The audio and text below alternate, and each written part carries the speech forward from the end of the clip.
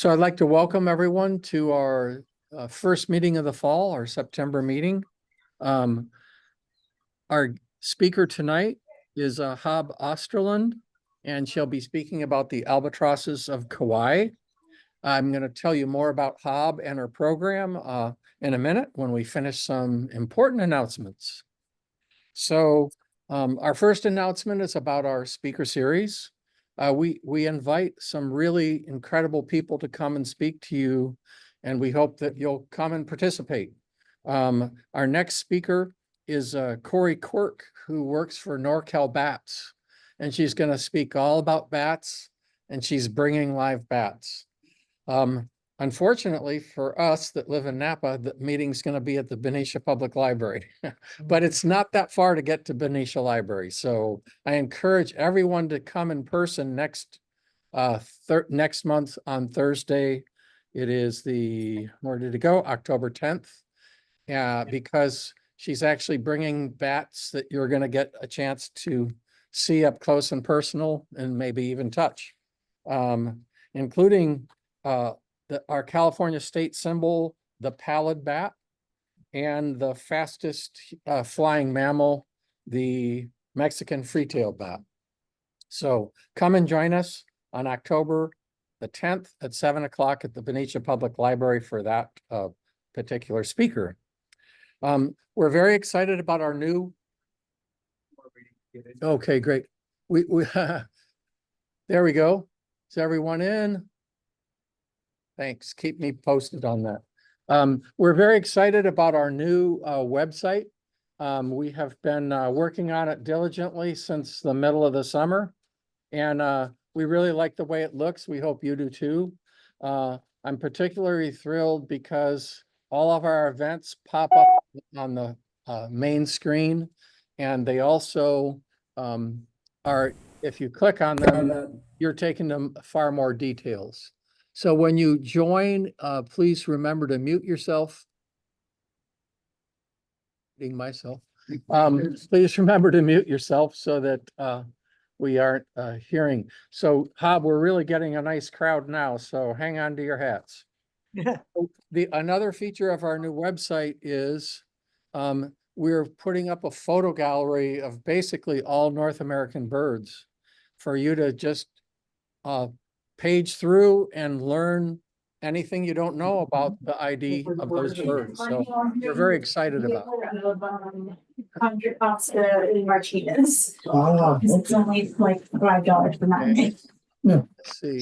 There we go. Mute all, but then that mutes me. There you go. I guess it doesn't. Good. Okay. So can everyone hear me? Again, we're going to be playing a game in a minute. So if you look at the bottom of your screen, you should have a little reset button. Sorry, a little heart. And you can see it, I think, on your screen. But if you click on it, there's a place where you can raise your hand. You can see how I have a hand now on my screen. And we're going to be playing a game that's going to require you to raise your hand. So it's going to be participation. So you don't necessarily have to show a live video, but it'll help me see your hand probably if you do. So I'm going to lower my hand. For our next announcement, which is, another feature of our new website is we're going to have local birding hotspots, places you can go for the best places in Napa and Solano County to find the best birds. It's under construction right now. I think we've only done a page or two, but we hope to fill it in the next couple weeks. Fall newsletter has gone out. How many people have received their fall newsletter in the mail? You got one in the mail? Oh, no. Okay, so it should be coming in the mail. If you haven't received it, if you can, I see hands out in the audience, so that means some of you have received it already.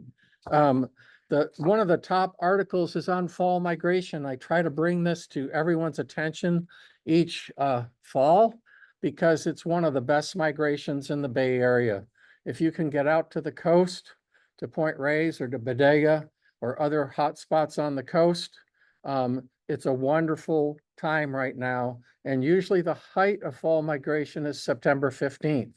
So we're right in that time period where you're going to see the most warblers and shorebirds. there were Baird sandpipers and a red knot and let's see, and pectoral sandpipers at Abbott's Lagoon last weekend. There was a wood sandpiper in Woodland this week that I managed to get to go and see and find. So this is the time to get out there as much as you can. Point Reyes, if you go there and can get up early, go to the lighthouse first and then go to Chimney Rock and then look at the farms on the way, Mendoza Ranch and the Nunez Ranch. Those two ranches tend to have the most birds as well as Drake's Beach. Abbott's Lagoon is out on the way to Pierce Point, and that is great for shorebirding. All right. So another thing I wanted to mention about the newsletter is Pam Condos is authoring a series on eco-friendly gardening. Don't miss out on this. It's a way to transform your lawn or yard into a bird-friendly paradise. And Pam has already done it in her yard, and so has Tom Sliker and some others. Yeah. So it's a great way to protect birds throughout our whole city, is for people to transform their little garden in their yard and with native species that will attract birds and pollinators. So keep your eyes out for those articles in future newsletters, and possibly we'll even send some out via e-blast. Lastly, we're really proud that this year we supported 6 graduating high school seniors with scholarships to go to college.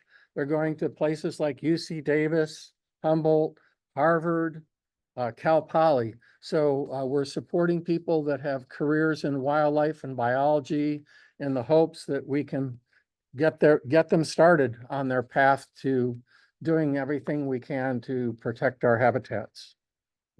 You can also donate, you can also donate to the scholarship fund if you have the means by pushing the donate button on our new website, and that money will go straight into their scholarship, our scholarship account. Let's see. Oh, one other thing about the newsletter is we're trying to encourage people to get our email newsletter, our digital newsletter. The reason is we can put more articles in it. We're limited by either 6 or 8 pages in our regular newsletter. And this fall newsletter had an extra article on lobbying to protect the Farallon Islands. The Fish and Wildlife has announced they're cutting funds for the research that has been going on for over 50 years on the Farallons. A year-round research that's directed mostly by Point Blue Conservation Science. They have people out there to protect the island and also to survey all the birds and mammals that are there. And their funds are going to be reduced considerably, so they won't be able to stay out there year-round. So we're worried about what might happen. So look online if you get the hard copy newsletter and download the e-version of it. And the last article is all about how you can help us lobby to sustain the funding for the Farallons research with Point Blue. A couple of exciting things. Andrew Ford, who's an incredible ornithologist, led his first weekly walk. Last week, they went to Kennedy and they had 23 participants, which is a great number of people. This coming Saturday at 8 o'clock, they're going to Lake Solano Park up in Solano County. We try to alternate counties, and it's the peak of migration, and they're always great Western warblers and sometimes even some Eastern warblers at Lake Solano. It's great habitat. So join Andrew this Saturday at 8 a.m. at Lake Solano Park. We also have a beginner's bird walk at American Canyon Wetlands on Sunday. This Sunday, the walks are from 9 to noon. Andrew's walks are from 8 to 12 to noon. So his walks are a little longer and a little more for intermediate bird watchers, but you can go even if you're a beginner or advanced. Andrew can answer almost any question about birds and reptiles, amphibians, trees. He's a certified arborist as well. Did you have a question? Oh, thank you.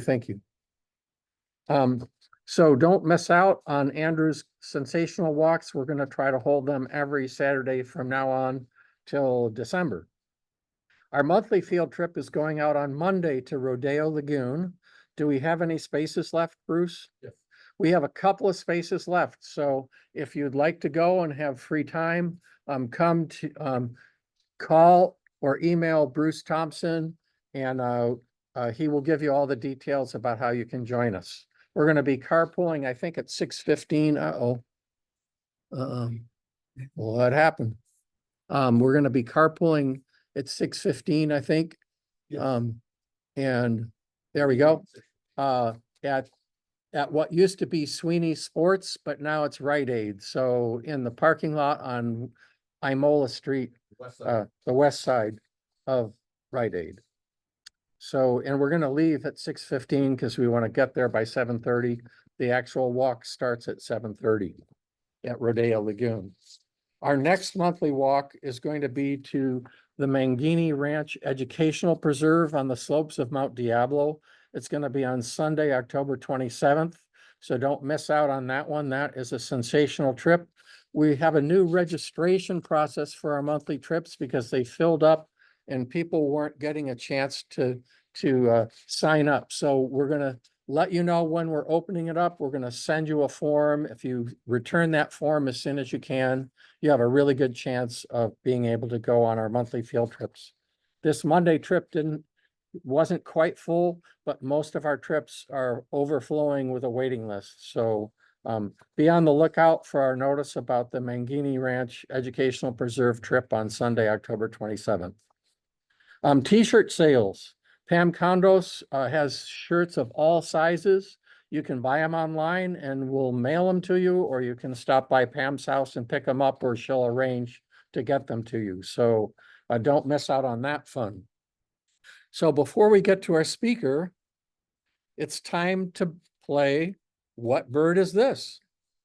Okay, so we haven't had enough participation. So if you are in the audience online, remember the heart logo at the bottom called React. If you press on it, then you can click on the raise your hand button if you happen to know a particular bird. And I'm going to be playing some birds for you. And I do not blurt out the name of the bird, but raise your hand. That includes this audience here. We have about 15 or 20 people right here in the church. So here's our first bird. I'm trying to play neighborhood birds, so you're a little familiar with all the bird calls in your neighborhood. So here goes our first bird. I think I'm connected. Let's see if it works.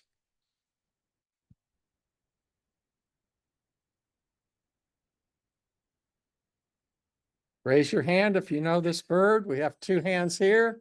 Any hands online? I don't see any hands No. Come on, people online. Hi, Mark. I'm not hearing it. Oh, Yeah, I yeah. didn't hear it I'm online online. either, Mark. How is that possible? Can you hear my voice? Oh, yeah. Yes. We can hear your voice, but we can't hear the bird. I'm playing it through a speaker right at the incoming speakers for the laptop. Let's try it again. See if you can hear it this time. Can you hear that? Nope. Wow, Nope. that's crazy. Okay, so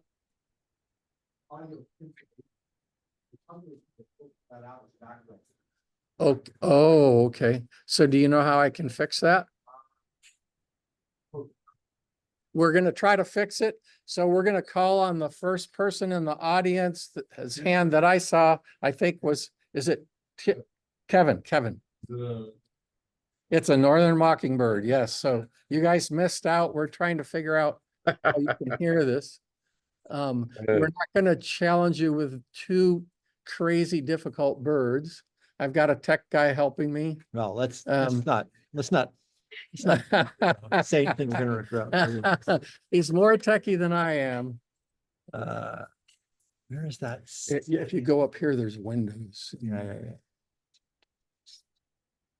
Yeah. Audio. All right. Background noise suppression. Let's turn that off. Turn it off. I'll put it on This is auto. low. Try low. Yeah, I'll show you. Okay, let's see if you can hear the mockingbird now. Raise your hand if you can hear the mockingbird. Yep, got it. Got it? Okay, great. Our techie came through. We didn't even have to pay him. That's great. All right, so here's your next bird. Get ready. I'm looking for hands in the audience. Here we go. Here we go.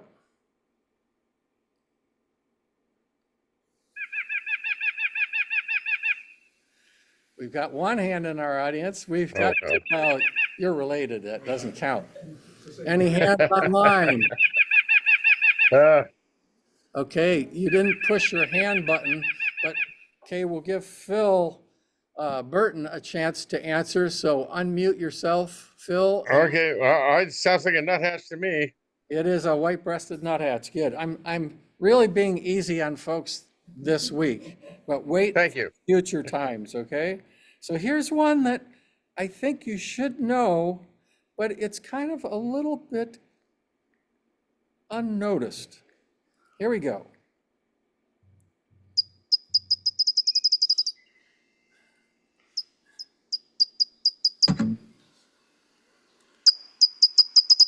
Oh, I see a hand from Sue Johnson. Go Sue. Sue, can you unmute yourself? Orange crown. Oh, it has a lot in common with an orange crown, but it's not an orange crown warbler. Okay. Was it? So who haven't I called on right here? Yes, Bob. It's a California towhee. A lot of people only hear their call note, which is a really sharp call note, but their song is this like cadence of chips. Okay. All right, so here's another one for you. We'll just do a couple more. We're trying to get, this is a game that Lucas and I played for 5 years until I couldn't play it anymore with him because he wanted to hear every chip and it was driving me insane.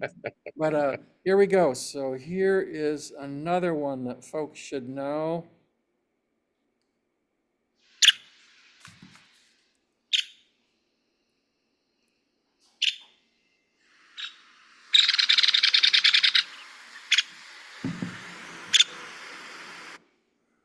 I don't see any hands. Come on, folks.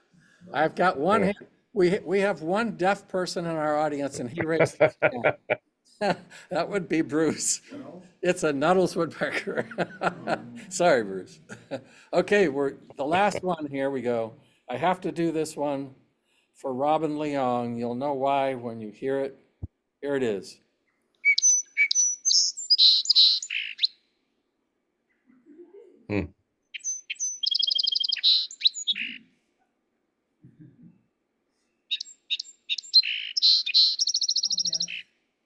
So what is this bird? We have a new person over here, Carol Boykin. It's a song sparrow. And Robin, of course, is really into song sparrows because a particular rare subspecies that's out in our marshes in Napa has helped to preserve wetland area in our area, wetlands in our area, because it's an endangered species. So yes. So without further ado, I'd like to introduce this evening's speaker. So practice up on your songs and your calls because we're going to continue this game throughout the year. And I think they're going to get a little more challenging as we go along. So be listening. You can listen to Merlin, the songs on Merlin for free. If you want to spend more money, you can buy Sibley's, and they have virtually every song and chip note of every bird in North America. So brush up. Here we go. Could everybody mute themselves? Okay, I will mute all right now. There you go. You're muted. All right, so I think you can still hear me. There we go. So Hob is our speaker this evening. She is a Safina Center Fellow and the founder of the Kaua'i Albatross Network. She lives on Kauai and has helped to protect the Laysan Albatross and preserve their nesting habitat. She can often be found near the Kilauea Lighthouse, helping visitors to observe these exciting birds of the sea. Lucas and our family went to the Kilauea Lighthouse this summer, and it's spectacular. There are red-footed boobies flying everywhere. There are all kinds of tropic birds, both white-tailed and red-tailed tropic birds flying right next to you. Brown boobies are passing by. Of course, the albatrosses fly overhead, especially early in the summer. We were there in August, and we actually saw a young fledgling fly right over the lighthouse. So it's really spectacular. So Hob is author of a book called Holy Mōlī, Albatross and Other Ancestors. It's published by Oregon State University Press in its 4th printing. In 2018, she produced a documentary called Kalama's Journey, which won a Telly Award. An advanced practice nurse who spent her career working in acute hospitals on Kauai and Oʻahu, Hob performed a multi-ethnic pidgin-speaking comedy character called Ivy Push RN for national audiences. Maybe that helped young kids get their first inoculation, I'm not sure. She now focuses her full-time attention on advocacy for birds of Hawaii, especially the magnificent Laysan Albatross. She's an engaging and entertaining speaker, and we're really thrilled to have her speaking with us tonight. So one last anecdote. On our last trip to Kauai, we've been there probably about 8 or 10 times. We've searched for the endangered thrush, and I can never pronounce it right, but maybe Hob will help me, the Oʻahu. And we hiked into the wilderness for 5 miles. I wasn't sure I was going to make it back, but sure enough, the endangered thrush flew in and gave us a wonderful treatment by singing to us as we were enjoying our lunch. So I'm going to turn the program over to you, Hob, and I'm going to share my screen here, and hopefully your program will come to the front. There we go. There we are. Thank you. Thank you so much, Mark, and welcome everyone. Thank you so much for having me and having interest in the magnificent Mōlī. Mōlī being, of course, the Hawaiian word for the Laysan albatross, here a native bird here in Hawaii, and one that was missing for a very long time after humans arrived. But I'll tell you all of that story as we go through it.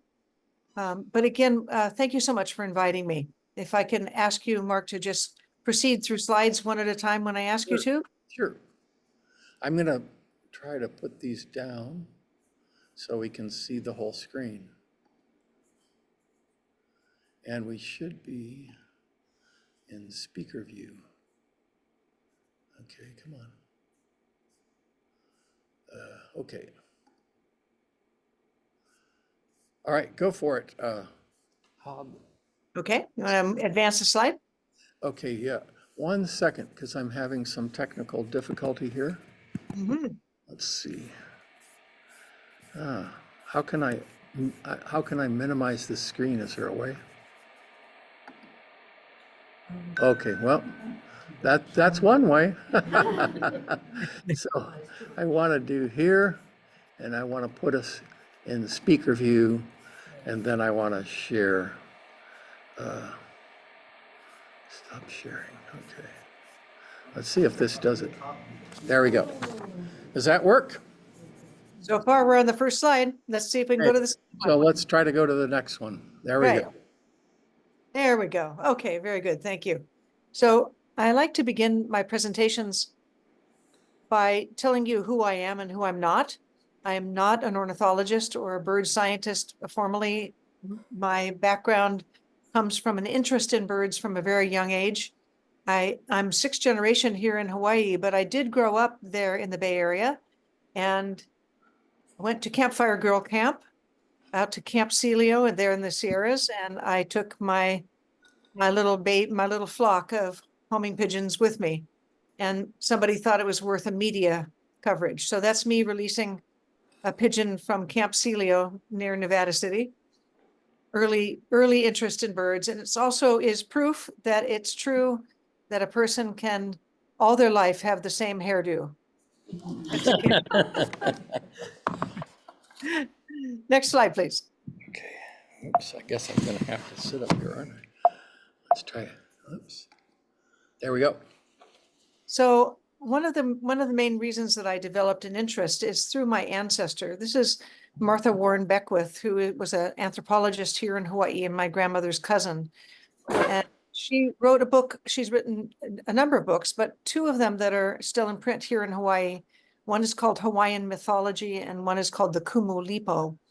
And the Hawaiian mythology, she puts in print what was formerly an oral tradition of stories and mythology of the Hawaiian culture.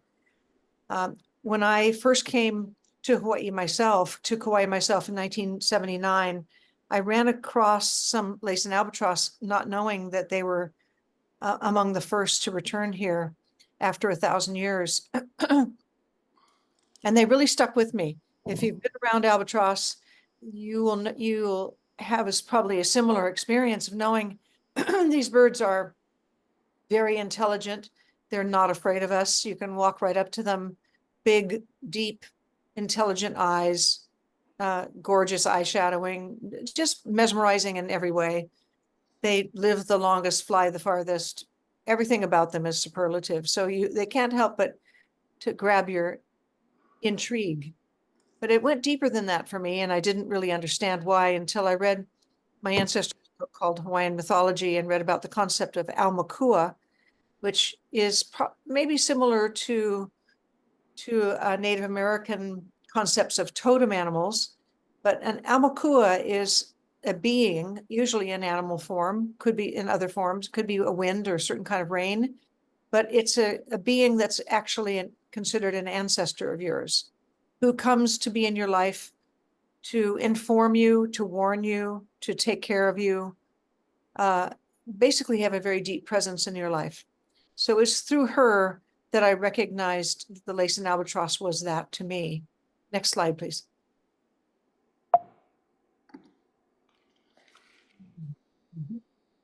That's you see in the cover of her book, still in print after all these years. I think first came out in the 1940s or so.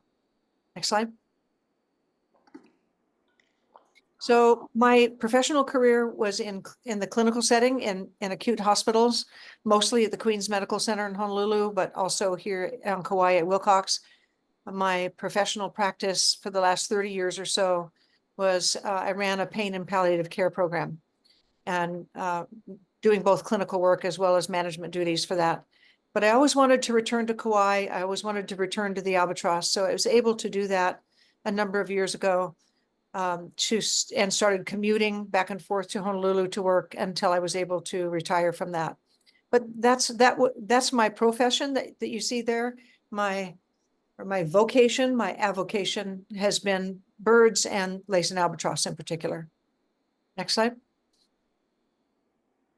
This is just a little tiny piece of the Elapaio, which is the Hawaiian Audubon Society newsletter, reporting the first Laysan Albatross chick to fledge from Kaua'i back in 1979. The newsletter came out in 1980, but the chick fledged in 1979 and was probably the first chick to fledge from Kaua'i in 1,000 years or so because of being extirpated by humans after people arrived. And that's right the same month that I moved here, not knowing anything about them, of course. Next slide. And then I became acquainted with the albatross here really by going to the Himalayas, which doesn't make any sense at all. But there are a lot of stories here related to albatross in which we've had tremendous, unbelievable stories and things that many times we've called miracles of circumstance that have brought people to the albatross. This is one of the queens of Bhutan in the Himalayan kingdom. I got a chance to interview her. And when I published the write-up, and then somebody saw it and said, actually, I went to my hairstylist who said, oh, I saw your story. One of my other clients just came back from Bhutan. You must want to meet them. Here's their phone number. And the next day I was on their lanai, looking out over the ocean, talking about Bhutan. And he said, we have albatross nesting on our property, come anytime. That now has been more than 20 years ago, and we laugh about me being the thing that never left. When they said, come anytime, maybe they didn't know what they were getting into. But go ahead, next slide.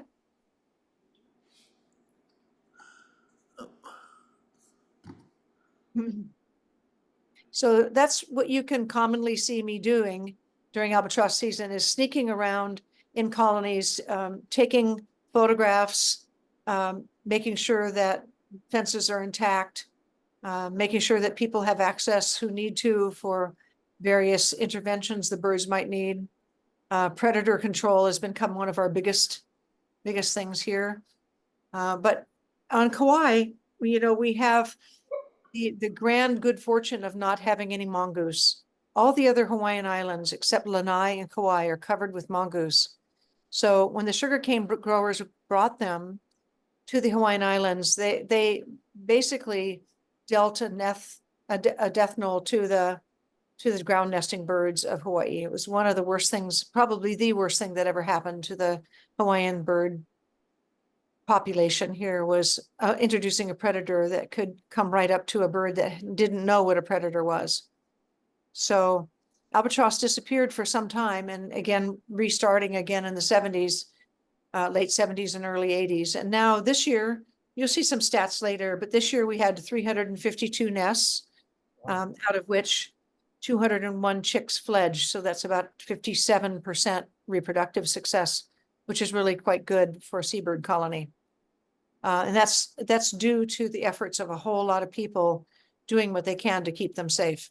And mostly due to the parents' ability to fly thousands of miles per meal for their chick, to find enough food to come back and feed them. Next slide. So I started the Kaua'i Albatross Network then more than 10 years ago as a result of one of the Fish and Wildlife Service biologists that said, there are so many birds nesting on private land. You should form what in Hawaii we call a hui, H-U-I. Hui refers to a collective of people who get together for a common purpose. Your Audubon Society could be called a hui as well. So, and this is the tribal art version. Every single one of those designs on the wing of the albatross means something about their life cycle. Go ahead.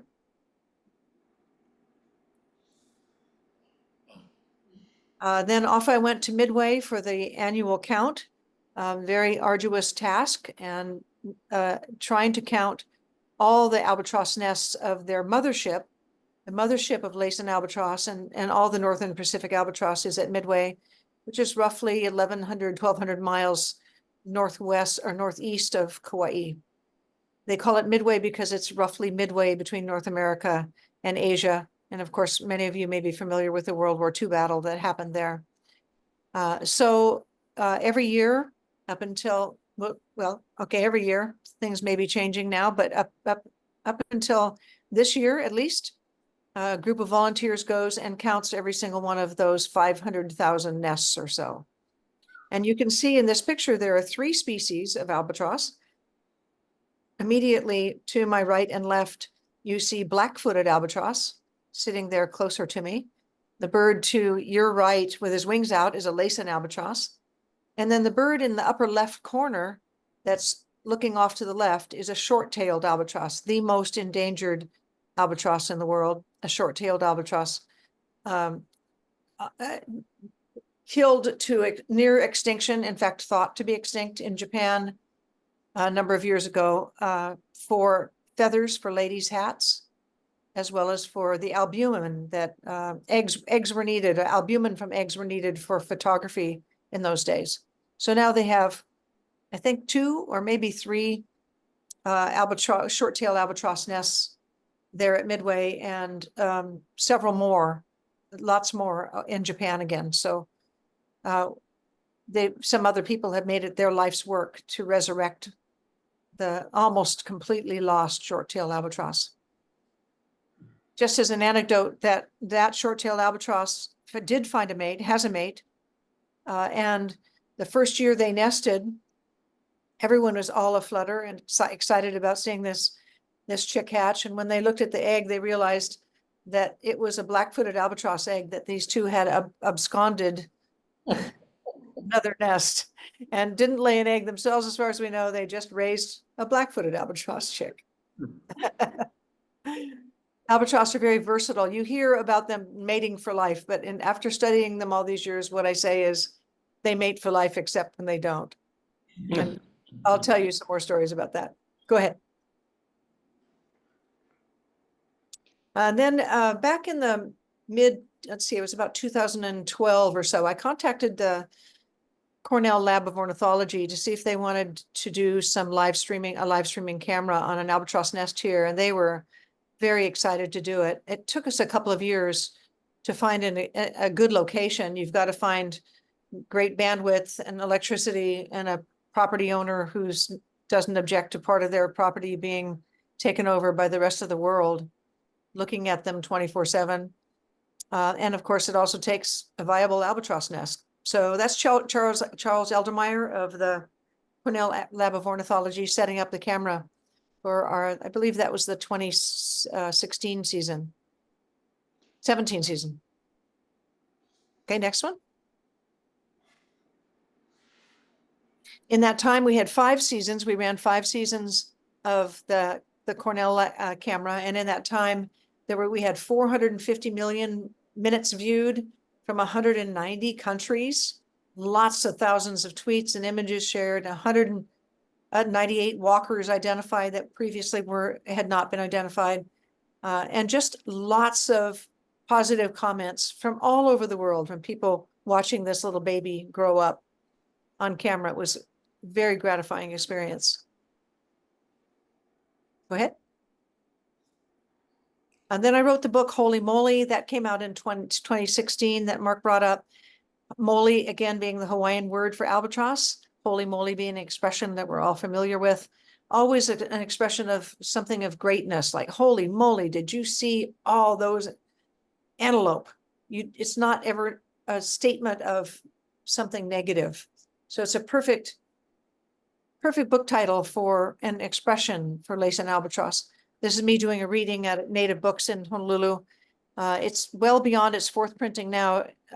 It just keeps on getting, they do smaller prints these days because of the way the publishing industry works, but it's had multiple printings now. And I was signing books when you came, I think, Mark, that day. Yes. Yeah. Yes. Yeah. We purchased one and Lucas has it. Oh, good. Okay. Yeah, say hi to Lucas for me. Yes. Okay, next slide. Then I produced a film, and I am not a film producer, but a lot of magical things came together to make it happen. It's just a 8-minute long documentary about a chick growing up, being raised by 2 moms there on Kaua'i, and the actual footage of her fledge, which is quite difficult to get. So wonderful story about really the story of all the albatross chicks on Kauai is the story of Kalama, is how they get through what they have to get through in order to take that big leap off the bluff.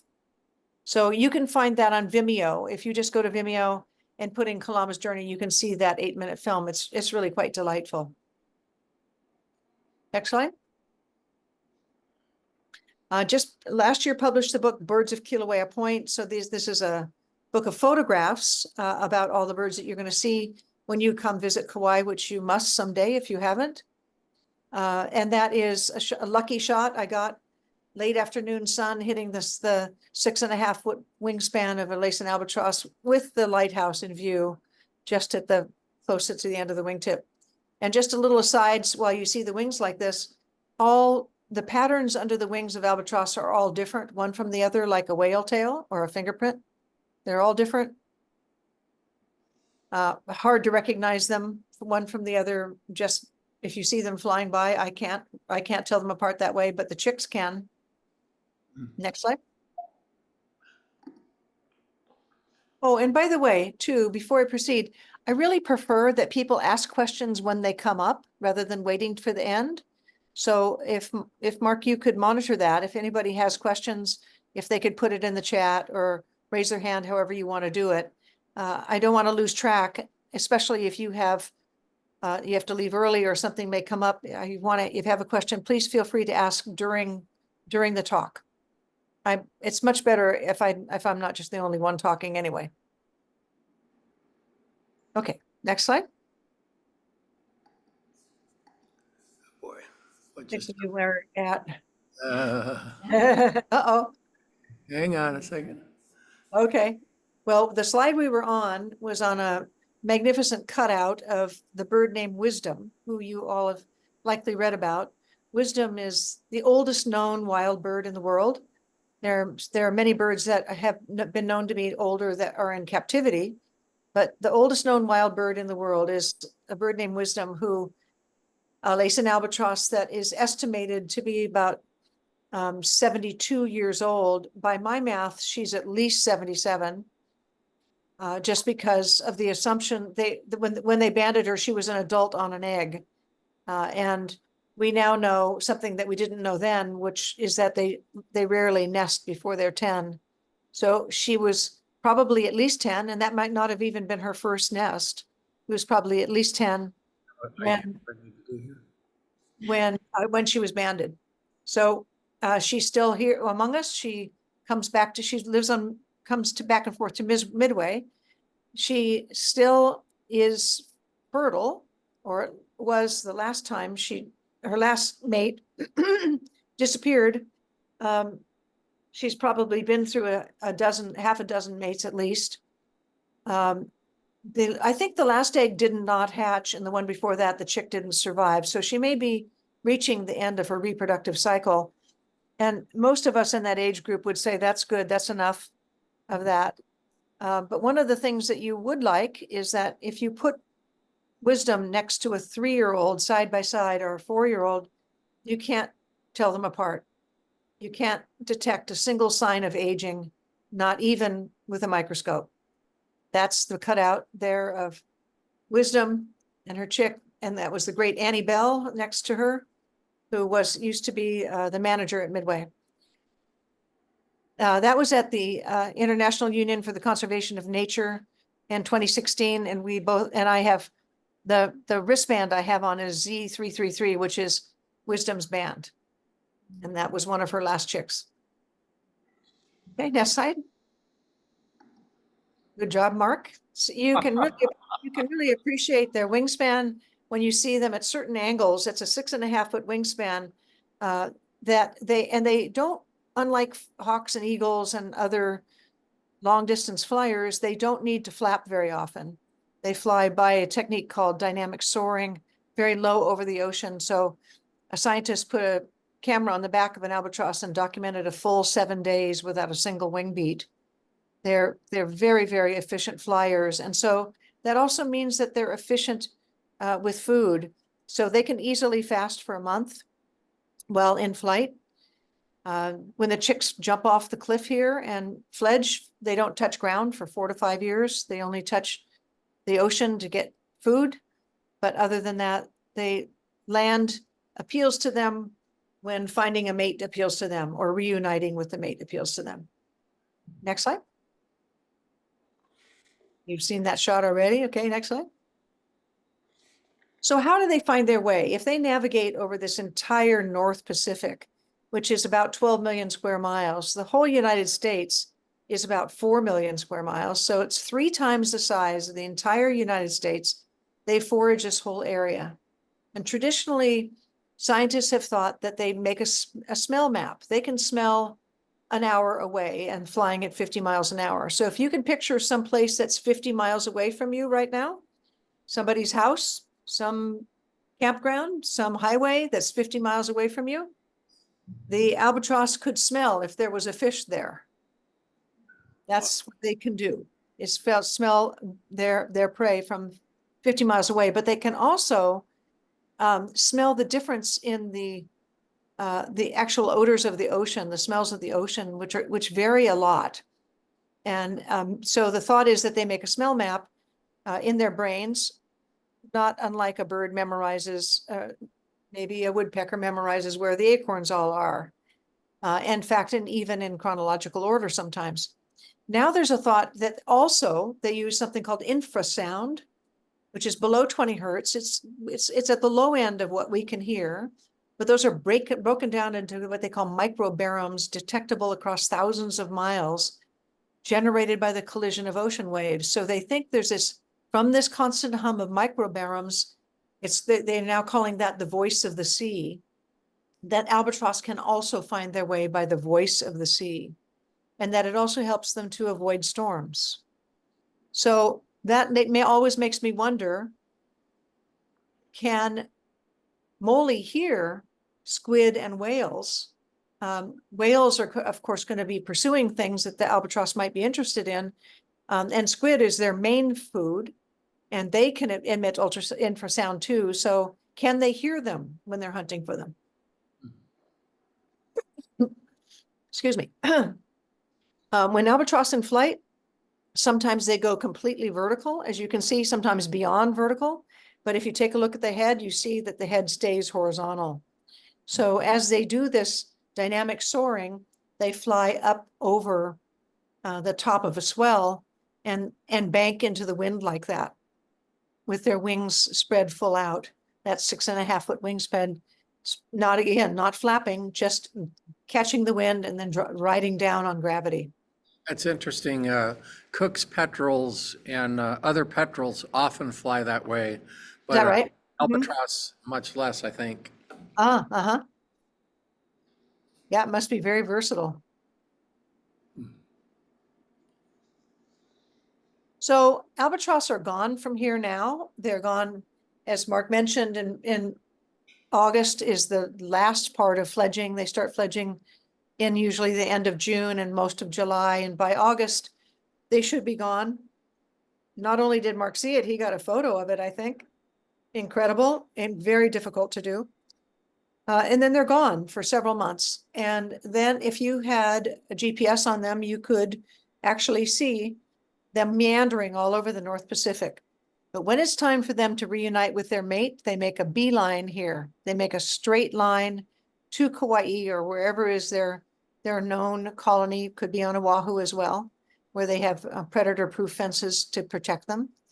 And a bird that spends, try to grasp this concept. It's very hard for me to understand what it's like, but a bird that spends 90% of its life airborne and solo. 90% of its life, a bird that could live, at least we know, at least to 75 or 6, 90% of that life solo and airborne. So you would think that when they get together with each other, they'd be socially kind of slow. But au contraire, they are so excited to see each other. They can't wait. The pairs run up to each other after they haven't seen each other in all those months. They preen, they whinny, they moo, they dance, they mate, they preen, they whinny, they moo, they dance, they mate again. They spend the night together. They preen, they whinny, they moo, they say hello to other birds returning. They mate again. And then pretty soon now, after all this mating, the hard work is going to start because she's got to grow the egg. Next slide, please. Just want to show you a few more of the postures of their dancing, their delight, their sheer delight at seeing each other. How to measure love in birds is impossible to know. But if you ever doubt that birds love, hang out with albatross. They are so excited to see each other. It's very entertaining and touching to watch. That the bird on the right is doing a sky moo. The bird on the left is doing a very fast staccato, almost like a drum beat, very, very quickly imitating sounds that they've heard and imitating parts of their life cycle as they dance. Next slide. They preen each other into ecstasy. They make sounds of just pure bliss, being able to get scratched behind that ear, places they can't reach normally. Just lovely, lovely thing to watch. Next slide. That's called the armpit sniff. When they actually are imitating that they can preen well. They're showing their mate that they can still do that really well. And the mate on the ground is picking up objects from the Boidelia, I think is there, that the kind of vegetation that's there, picking up, tossing it around, showing I can build nests. Bird on the left is saying I can preen, and the one on the right saying, and I can build nests. So they're just reinforcing the skill level that it takes to be a surviving, healthy Laysan albatross. Next slide. Then they make deep eye contact. They stare at each other, sometimes for long hours, forehead to forehead, looking like anything. It doesn't look like anything other than just being smitten with each other's presence and having their love reignited. I guess we could learn something from the albatross, huh? We sure can. I can't think of a mammal that is as affectionate as they are, except the occasional human, but that they do this year after year after year with this tremendous enthusiasm is really wonderful to watch. Next slide. And here's the actual mating. It lasts about 60 seconds, unlike your little warblers there that you were talking about earlier, that probably lasts less than a second.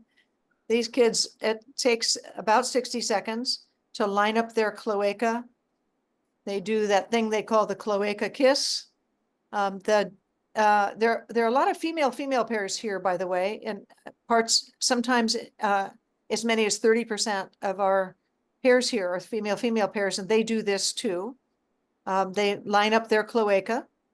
And as you know, albatross are not a perching bird, so it's not easy. Let's just say, in this case, this is a male-female pair. It's not easy for him to balance on her. Yeah, he's not used to perching anywhere, and so he uses his wings kind of as a tripod to hold himself up. She goes as flat as possible, has to move her tail aside so their cloaca can line up. And during that time, all of her air sacs, her lungs and all the other air sacs in her bodies are getting compressed. So she can tolerate it for about 60 seconds, and then she'll throw him off. Which I think I included a picture of that. Yeah, she tosses him off now. And then they have a little bit of a sort of a joust with or more like a fencing move, fencing moves with their beaks back and forth really quickly. Like he's not ready to get off, but she says, I can't breathe, dude, get off. And then they are immediately affectionate with each other again, in great quiet and more preening. Very sweet to see. Next slide, please. And then what happens is that she will then go back out to sea and spend several days, up to 7 or 10 days or so, just gathering enough food to be sure she's got enough to grow an egg. In the meantime, she is storing that sperm in her reproductive tract. She's not released it to herself yet. She stores it until she's determined that there's enough food for herself and for the baby. And if there is, then she'll come back to the place to the nest site, the very nest site that they'd agreed upon. You can see them discuss where their nest site is. It'll be very close to where the one from last year. And then she releases the sperm to herself, and within a day lays the egg. So it only takes a day to lay that egg. But what you see there now is an egg that's poking out. And the reason you see an egg poking out and not being effectively brooded is that there are 2 eggs under her. And all albatross species all over the world all only lay 1 egg a year. That's all they can do. No exceptions. So when you see a nest with 2 eggs, that's your clue that it's a female pair. So this is Kalama's, one of Kalama's mothers. They have picked 1 egg that is being incubated and has the benefit of all the warmth, and that other one is gradually being pushed aside. Next slide. And then when it's time, we will bring them a fertile egg. This is a different nest, obviously. We will bring them a fertile egg from the Pacific Missile Range facility on the other side of the island where the albatross nest, but where we don't want them to nest because there's such a risk of bird-aircraft collision. So all the eggs are gathered, 50, 60, 70 eggs are gathered from that side of the island, put into a incubator, candled for fertility, and then brought up for adoption. So this bird has had her egg taken away and a new egg is being presented to her. I've watched this now for 15 years or so. I've never once seen a bird object to an adoptive egg. They stand up when you're doing that, and then you slide away that little cooler cover, and the bird looks down and goes ee, ee, ee, at the egg and shimmies it between her feet, and sits down, shakes her tail so she's nice and centered on the egg, and it has accepted a brand new baby that wasn't there only 60 seconds before. So is this an albatross that didn't lay an egg? No, Or- this is an albatross that had two eggs and they were both deemed to be infertile. So we took them both away and gave her a fertile egg. If they don't lay an egg at all, they won't get an adoption because they won't have the commitment to staying. Uh-huh. They probably wouldn't have even lasted just sitting on a nest with no egg on it. We only give them an egg if they have an egg. Next slide. So just to give you a sense of that whole foraging range, if you look at that light colored area of the North Pacific, you can see your area over there off to the far right, just past San Francisco. And you can see albatross sometimes on pelagic trips from Monterey and from Seattle, Portland. Sometimes you can actually see albatross, usually black-footed, not as often Laysan. But that whole foraging range up there, look how huge that is. That's all the way to Russia, all the way to Japan, huge amount of land. That are a huge amount of, not land, huge amount of ocean that they forage looking for, especially squid that are on the surface of the ocean. They're not a diving bird. So you can see the difference there between Midway and Kauai. You can see the rest of the Hawaiian archipelago there with all the other islands in between Kauai and Midway being pretty much the most northern of the Hawaiian archipelago. Next slide. You know, what's interesting, Hob, is Lucas and I have been taking pelagic trips for the last 9 or 10 years. We've taken over 40 trips, and the first 4 or 5 years, it was exceedingly rare to see a Laysan. I mean, people would run to the front of the boat to try to see it and take photos of it. In the last few years, 2 or 3 years, we've seen them on probably 50% of the trips. Wow, good. So I'm not sure if those are Laysan coming from Hawaii, or I've heard there might be a rookery in Baja somewhere. There is. Yeah. The only non-Hawaiian Laysan albatross colony is in Guadalupe Island in Mexico. And there are birds that will fly north from there, maybe the ones you're seeing. Where are your pelagic trips leaving from? We go from another number of places, but Bodega is probably our favorite. And then Yeah. we've gone out of Monterey, we've gone out of Humboldt, and we've Yeah. gone out of Mendocino, we've gone out of San Diego. But it's not uncommon to find Laysan anymore. Not every trip for sure, but many of the trips. I would think of the ones that are south of Kauai to be more likely from Guadalupe. But you know what? Because the food sources don't tend to be south of them. They tend to be north of them. But they're having to expand their range a lot. So, who knows? I don't think we know anything anymore about where birds are going to have to look for the food, especially the seabirds, for where the right food is. Most of the trips go along what's called the Cordell Bank, which is south of Bodega Canyon. Uh-huh. And there's upwelling there and lots of food. And Uh, it's very near the Farallon, so it's near the National Preserve out there. And we usually see many, many whales and dolphins on the trip too. So I know they're food-rich waters. yeah, beautiful. Next slide. So Laysan albatross nest count, Midway 2024 was about 500,000. And the Hawaiian word now is Kuai Helane.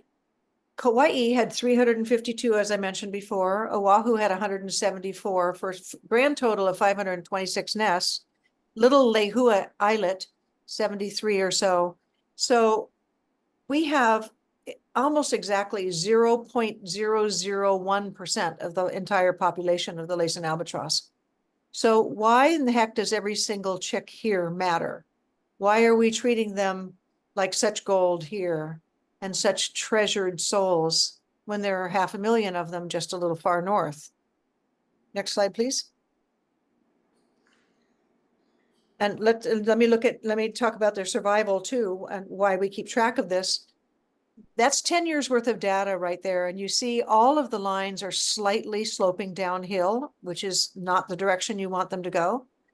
But we did this year in 2024, the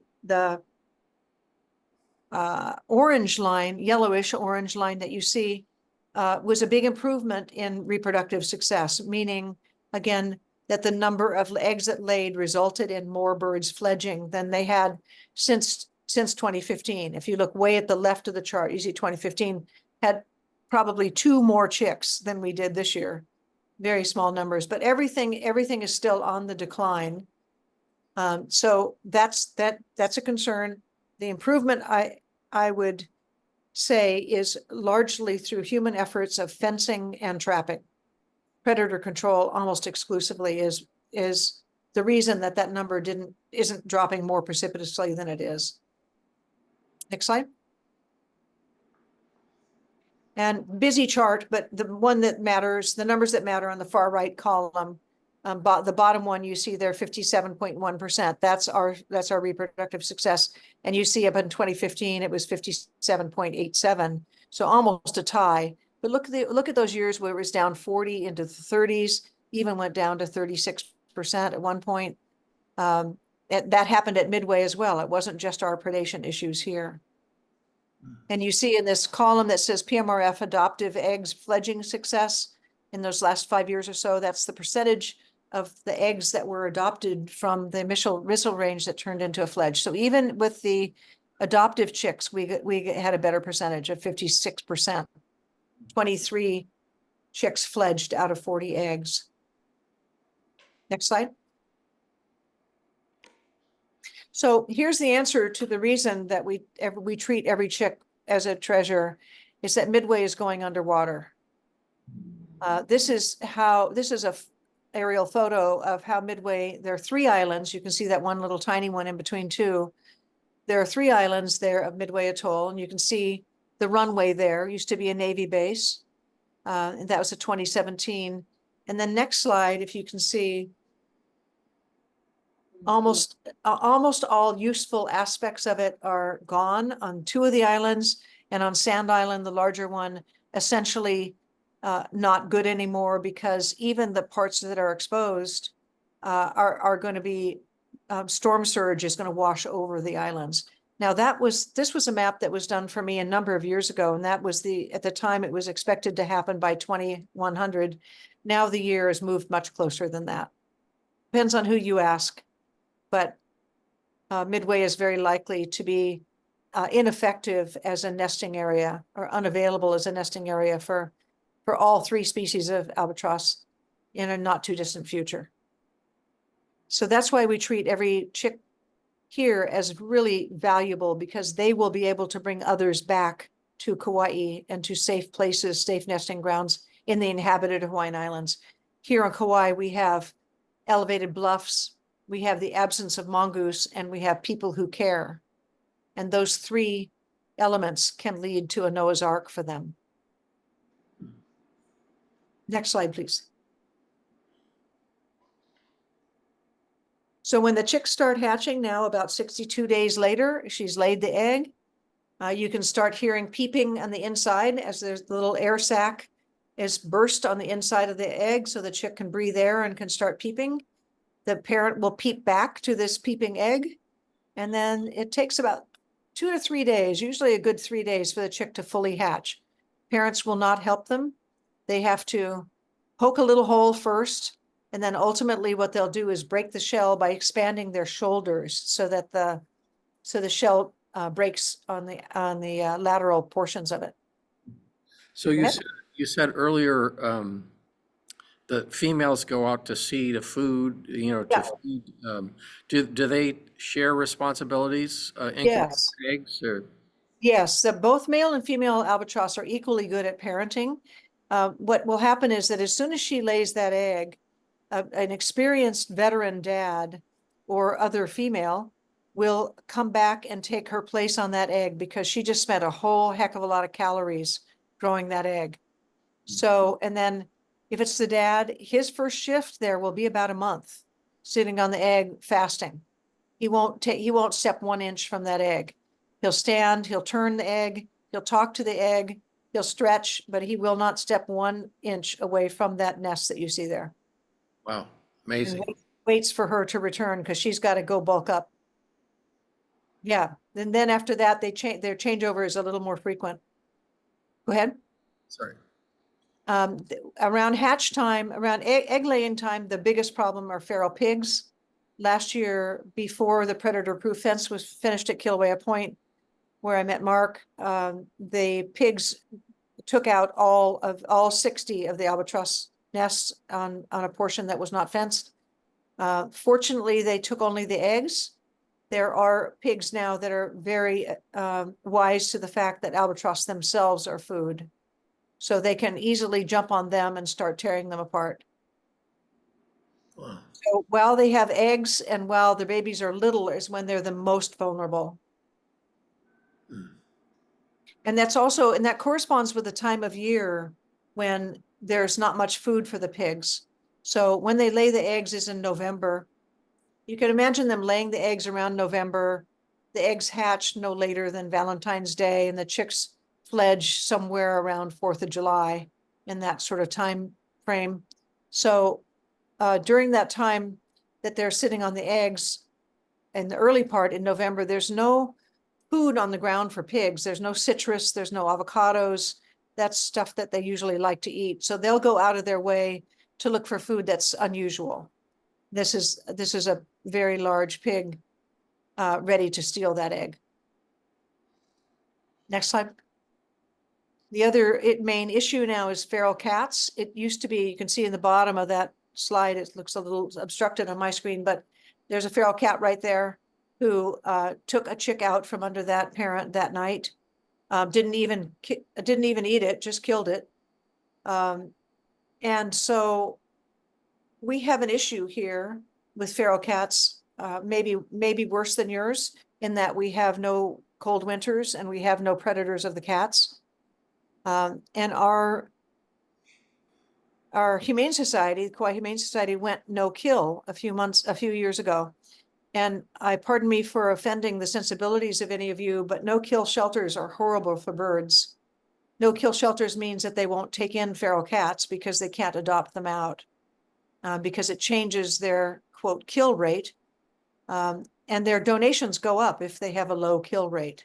So a good number of the humane societies and other sorts of organizations are trying to only take in as animals that are adoptable out. So we now have at least, when I was on the feral cat task force a number of years ago, we estimated the feral cat population on Kauai to be 20,000. It's conservative to say that they're now 25,000 and probably as many as 500,000 in the state of Hawaii. And no lap for them to be adopted to, no home for them to go to. And the treatment that people refer to as trap, neuter, release is completely ineffective for this problem because, yeah, maybe you've got one less cat reproducing, but let's say that you're a mega trapper and you've done an amazing job and you've trapped 500 cats and neutered them. Well, if you have a population of 25,000 cats all reproducing every 6 months, you know you haven't put a dent in the population, the overall population of cats, number one. And number two, even when they've been spayed and neutered, they still have to hunt.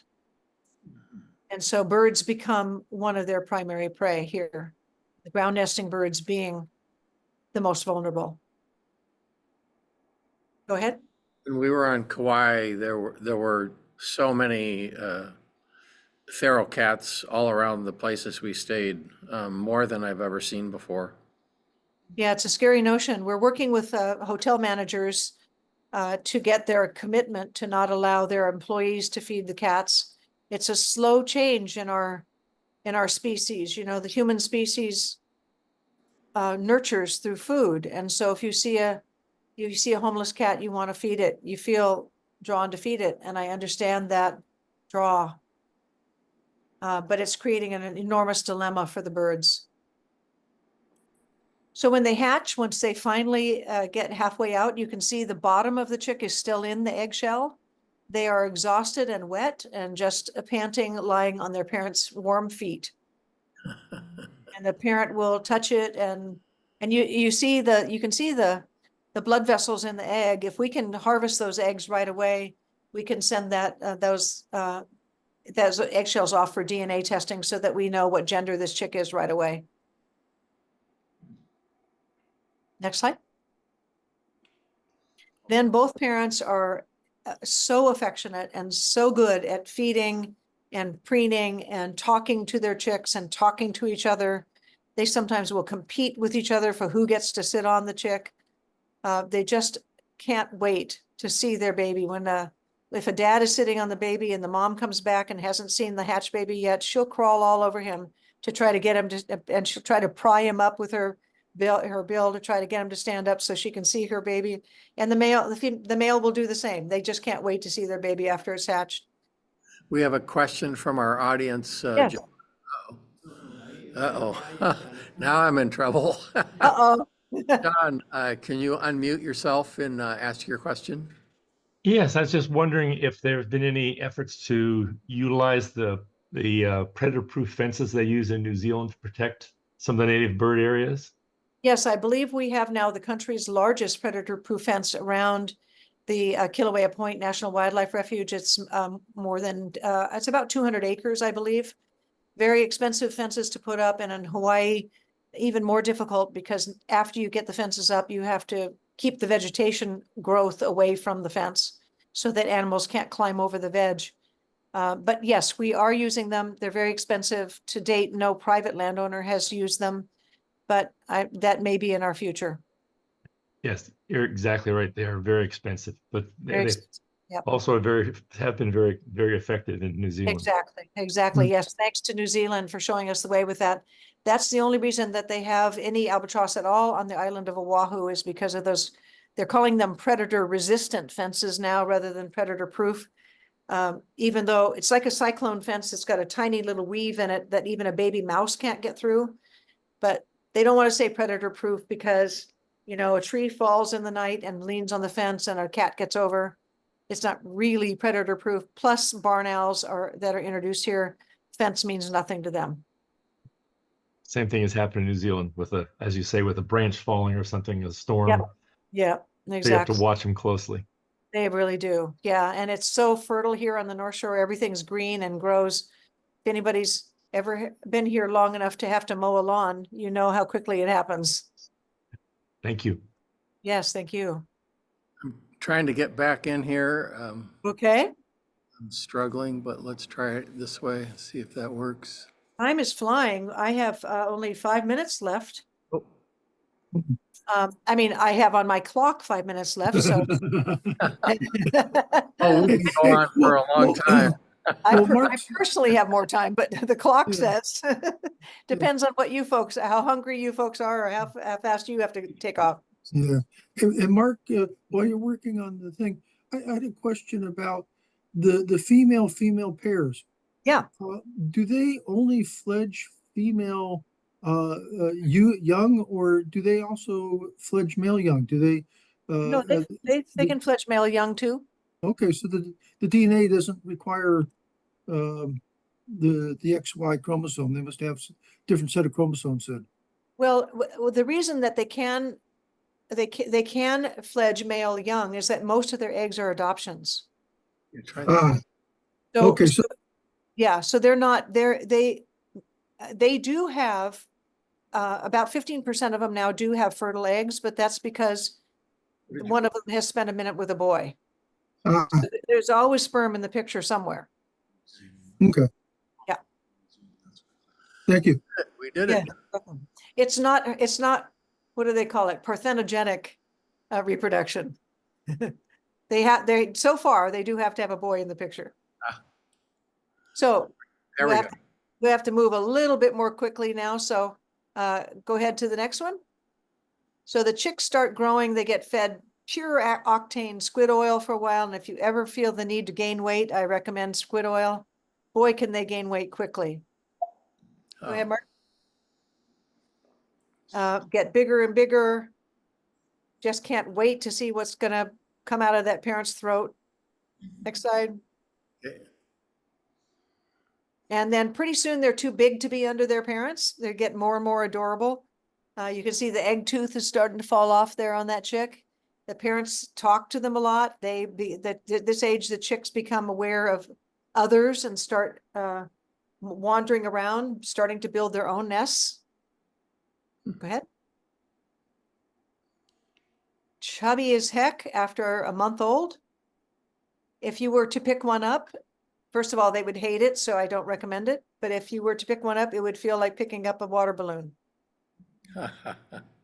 They are just sloshy, full of squid oil and regurgitated fish parts. And this is my one and only picture I ever sold to National Geographic of the chick eating its own eggshell. That's eggshell in its beak, and hanging from him was the amnion, the inner lining of the shell. And just by the way it was hanging made it look like the chick was holding it with a wing. It gives you the illusion that's being held by a wing, but the wings are actually behind the bird. So it's a fun depiction of what they wander around and pick up everything and then put it in their mouths by the time they're a month old, just like toddlers do. Next slide. They have to stand pretty severe weather here sometimes. You might remember back in 2018, Kauai set a world record, a country national record when we got 49 inches of rain in one day. It's rainy in Seattle when it's 2 inches. I know you folks have had some pretty big rain bombs yourself in the last few years, but this was 49 inches in one day, and these chicks just ride it out. Wow. I know. They're pretty waterproof by then, but by the time the parents leave them alone, they can thermoregulate on their own. Okay, keep going. Really cute.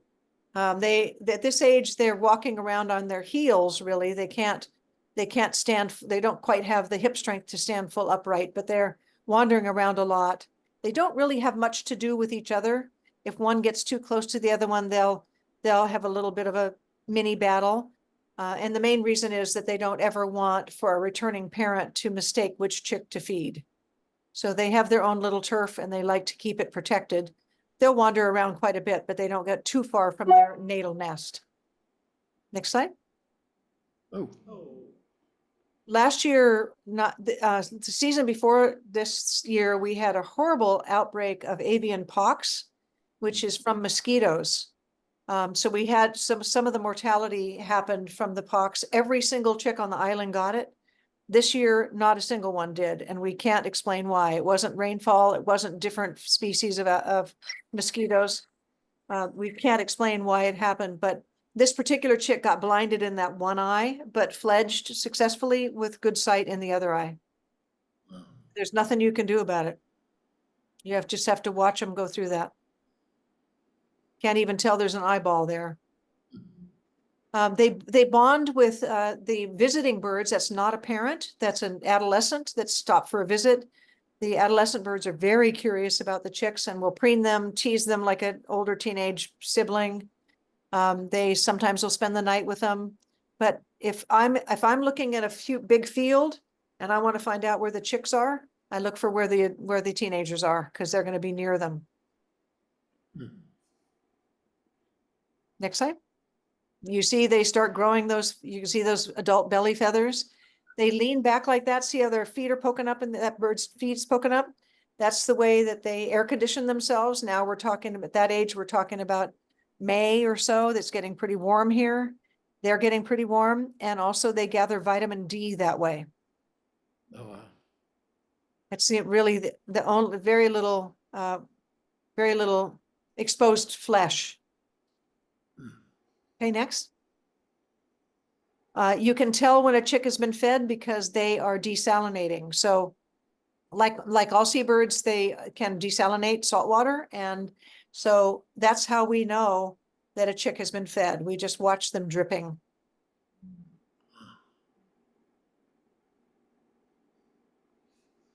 And toward the end of the season, I hold a contest of silly, I call it the Mōlī Do contest on Facebook and Instagram, about the most ridiculous hairdos we see, and let people name them and let people come up with ideas. This one was sort of a Groucho Marx look. He's got a mustache. I will likely put together a book of some of these pictures sometime soon because I have now so many really silly ones. I do want to say something about the nostrils, though. Seriously, they're from the tube nose family, as you know, like shearwaters and petrels. You can see those nostrils. They have 4 purposes. They breathe and they smell through those nostrils like we do. They also desalinate, so the desalination gland can drip the salt out of the nostrils. But also inside those nostrils, they have a speedometer. They much like a pitot tube in an airplane, they can tell how fast they're going by this albatrossian pitot tube that's deep inside their nostrils. And that's one of the reasons they can fly the way they do and why they can fly perpendicular or vertical to the earth without losing lift. Next slide. Then they get really serious. Here's the fascinator look, like the British princesses wear with their little hats on the front of their heads. They get really silly looking hairdos. Another side.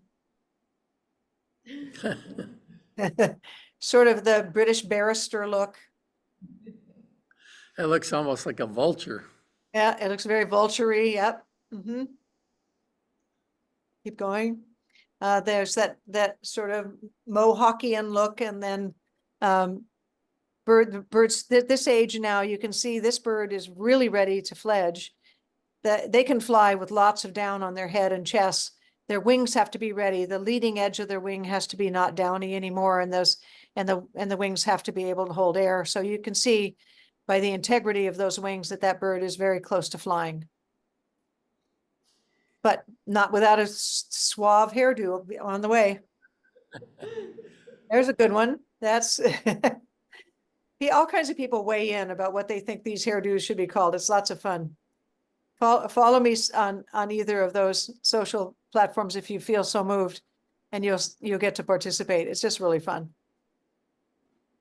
Oh, and also you see at this age, they've grown the dark eyeshadow in front of their eyes, which makes them so compelling, their eyes so compelling. That's kind of the Stanley Tucci look, bald on the head, but hairy on the chest.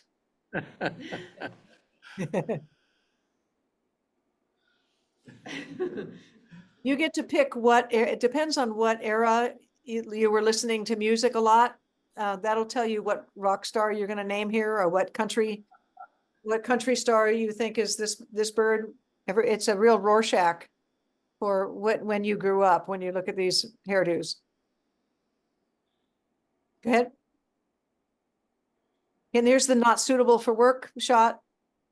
We have every once in a while a bird that just stays very hairy down below there and always cracks us up when it happens. And then off they go, losing that hair too. Sort of in the rain, this is kind of the Ringo Starr in the rain look with all the hair coming down now over the bangs coming down over the eyes. Ooh. Before they fly, they puke up a bunch of plastics. They're pre-programmed to puke, and normally what they regurgitate is squid beaks. So you can see some little shiny black things in there that are squid beaks, because that's indigestible. Much like an owl will puke up an owl pellet, albatross regurgitate things that they can't consume. But now it's a whole lot of plastics that you can see. Bottle caps. That black thing was the length of a toothbrush. almost got fed to a chick. It fell out of the chick's mouth while the parent was trying to feed it. But virtually all the boluses now are filled with plastic like this. At least they offload it before they fly. Next slide. When the chicks are ready to fly, they are really do it in earnest. You can tell that they are so excited about it. Look at that focus and that concentration. They'll run in the field and run in the field and flap and get a little air, get a little more air, get a little more air. And then finally they'll march up to the bluff and turn around and come back for another day. And then they go back up again, and imagine the courage it takes to jump off a cliff for the first time. Next slide. That's in Save Our Shearwaters. That was a bird that one of our great birds that we rescued from a dog attack one Friday night. There were a bunch of chicks killed, but 5 survived. And this particular bird had a head trauma from a dog bite. I held her on my lap all the way to the rescue place. And they thought they were going to lose her because she seemed like it was head trauma. And she woke up one day after a bad storm. They named her Stormy, and she fledged from here, and she became our youngest nester ever at age 6, and is still raising chicks here since then.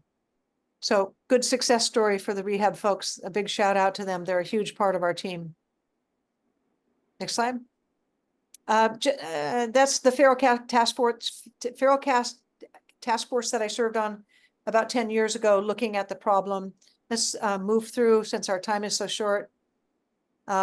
Cats showing up around those birds. They seem to know how to predict when hatch happens. And so that's our main time, is to try to keep them away from the albatross nests when the chicks are about to hatch. So we watch, we keep track of the dates of when every egg is laid, so we can determine when they're going to hatch, so we can determine when we have to really pick up on the trapping. Can the parents ward off an attack from a cat or not? Not really, because it's at night, they don't even know they're coming. They'll just jump on their backs or they'll alarm them enough that the parent will stand up, and they might clack at them, but they can see them okay. Albatross can see fine at night, but they don't know what a predator is. And by the time they've figured out something bad is happening, that their chick is gone. Wow. Has there been any effort to try and shoot predators as they're coming onto the nesting sites, or is that just a no-no? Depends on where you are. There are places, the state and the feds certainly have the freedom to do that. It's a matter of personnel. It's a matter of skill. If you want to be there all night, somebody's got to pay you to be there all night, and you got to be able to not shoot an albatross while you're at it. It's tricky business. I just show you this because Outside Magazine ran a story about our whole cat issue. Down at the very bottom, it says the crazy war over zombie cats. If you go to the next slide, you see this whole story called Pussies Galore, and how many cats there were even then, all those years ago. And it's worse now because back then the shelter was a shelter that would take in feral cats and euthanize them if they were too sick or too unadoptable. So it's a dilemma everywhere, but it's a dilemma especially here because we have so many species of birds that exist nowhere else, especially our wetland birds, our Hawaiian ducks and Hawaiian stilts and gallinules, coots. Go ahead. You've seen this one, cats being the top killer. Go ahead. Also, this is a quote from a medical director of the urgent care center up here in the North Shore. He's seeing horrific infections in humans who handle feral cats. Really bad fungal infections. Of course, toxoplasmosis is an issue. Terrible, terrible infections. Some of them severe enough to be life-threatening. One woman she adopted a feral cat from the Humane Society, and she just got one tiny little pinprick of a scratch and got this huge infection. So we're also encouraging people not to handle feral cats for your own safety. Go ahead. And so what we advocate for is socially conscious animal shelterings as opposed to no-kill shelters. Because some of those animals wait in those places for years. Some of them are violent. You've all read the stories. But we want to find a better solution than this absolute kill versus no kill, black and white way of looking at things. Next slide. This is from PETA saying if you support trap neuter release, you support killing wildlife. Trap neuter release does nothing to stop a cat from hunting. Next slide. Next slide. Yeah, we've run articles in our newsletter about feral cats and their impact on birds, and Good. yeah, basically we're trying to encourage everyone to keep their cats indoors. Absolutely. Yeah, Fortunately, most of the shelters here will not take in feral cats either. that's a national problem. Yeah, yeah. So this is, I'm gonna have to make this real short because it's already 5:30, but this was an abandoned pet that a woman adopted, and she had spent her whole career traveling internationally, so she never could have a cat. So when she retired and could have a cat, he became very, very precious to her. That's Boopsie. And she let Boopsie out and realized Boopsie was killing birds. And an albatross nested right in her hedge on the edge of her property. So she was at wit's end trying to figure out what to do. Next slide. So what happened was she had a catio built. That was just a temporary one. She now has a more permanent one. But the cat can go outside now into the catio, climb around. It has places it can hang out and roost and play. And there's a litter box in there. It has a human door. The permanent one has a human door, so she can go in and visit. And now she rests much better at night, and Boopsie isn't killing birds anymore. So she's kind of our poster child for catios here in the North Shore. Next slide. This is a new sign just hot off the press this week. In fact, I'm delivering it to the Princeville Mackay Golf Course on Saturday. Two large signs, 3 by 5 feet, 5 feet by 3. The birds that they're going to see from right on the golf course, those wetland birds, also the Kilauea or Pacific golden plover, albatross, and then nene, and giving clear information about never feed wildlife and never feed feral cats. It's only going to encourage them to hunt some more. Next time. Yeah, I've been going to Kauai for over 40 years, and the nene population has really come back. Oh, yes, it sure has, to the We point started that going, you couldn't find nenes only in a Yeah. few locations, and now you can Yeah. find almost everywhere. It's great. now the farmers wish they could put them in the stew. And these are signs that we'll have in those cul-de-sacs in Princeville that you know of, where there's usually a nest and a chick. So there will be a QR code that people walking past can scan in and learn about that particular chick and who the parents are and when we expect it to fledge and all that kind of stuff.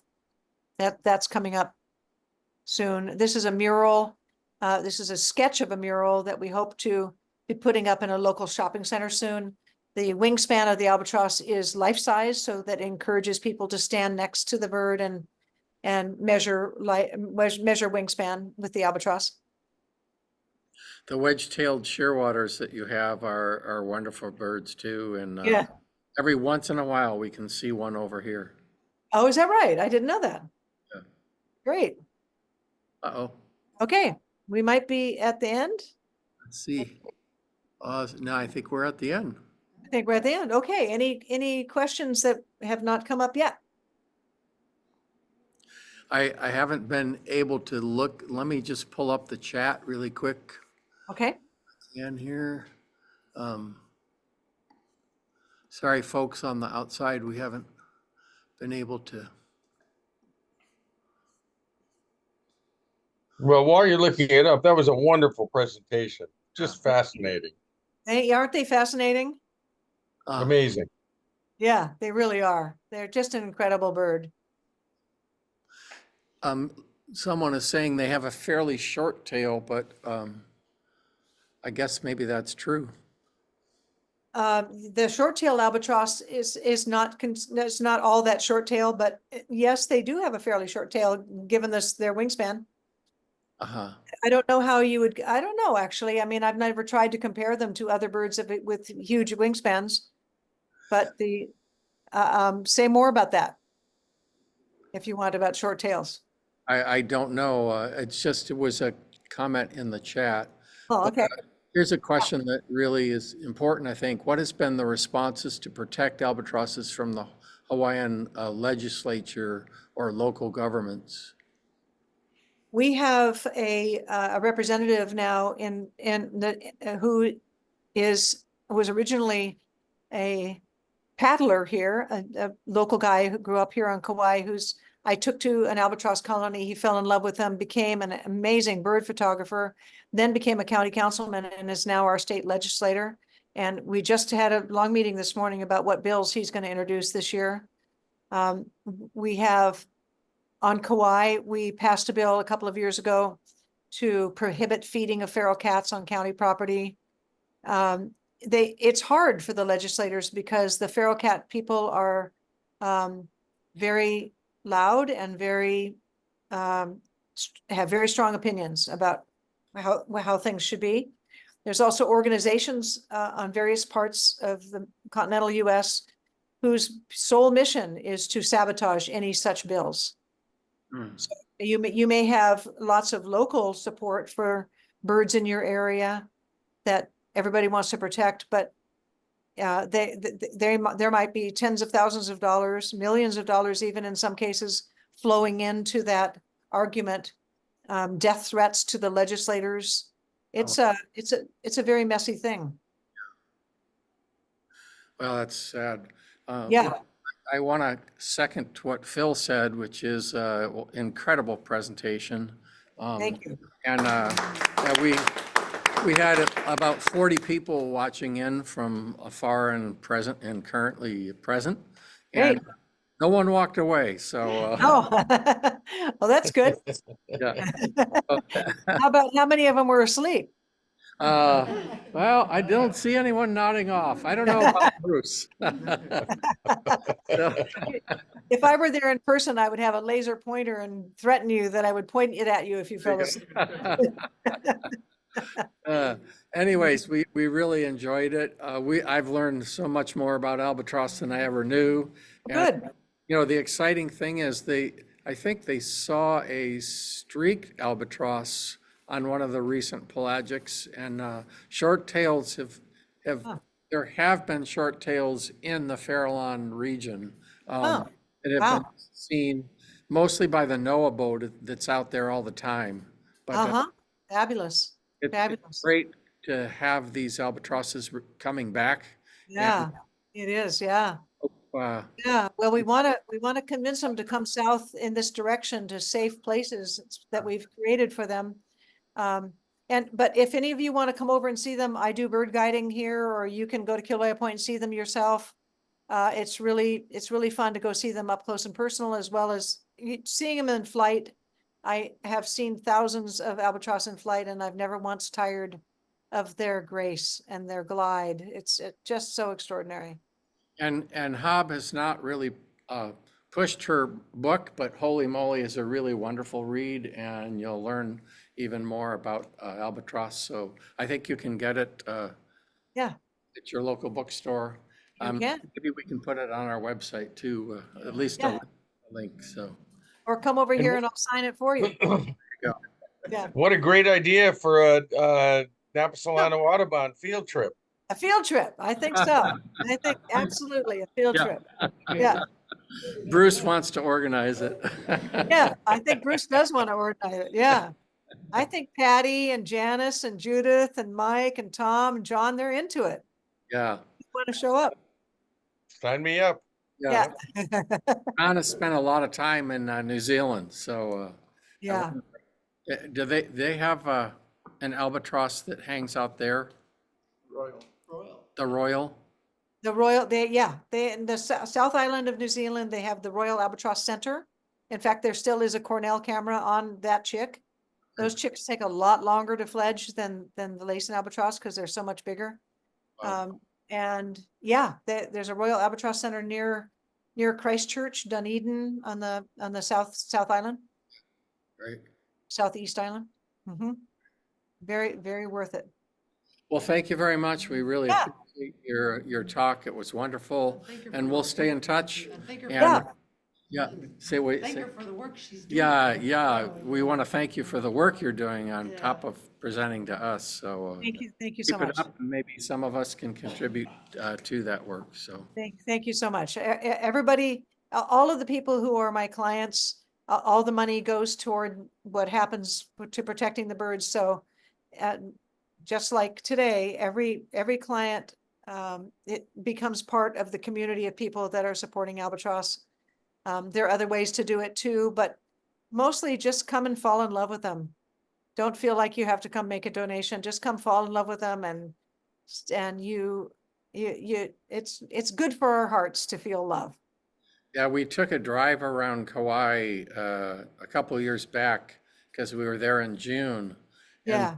all of these homes had albatross nests in their yards with fences. Most of them had a fence, yeah. And Well, the if you neighbors nest, were out protecting them too. yeah, actually in Princeville, you're not allowed to have a fence. So in Princeville, the birds nest right there in their front yards, and it's all about keeping human eyes on them, and you almost never see dogs that are off leashes in Princeville. The pigs are taken care of by the golf course because they don't want pigs running around on their golfers. Right. It's the feral cats that become the issue, and people who let their cats out at night. So, but yes, come see them because you can see them. This is the only place in the world they nest among humans.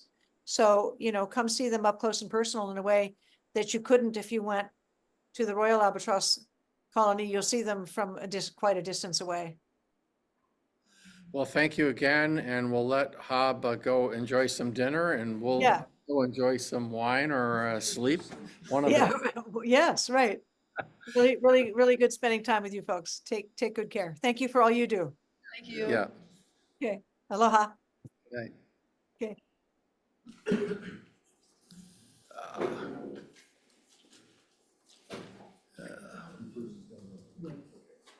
Feral cats are just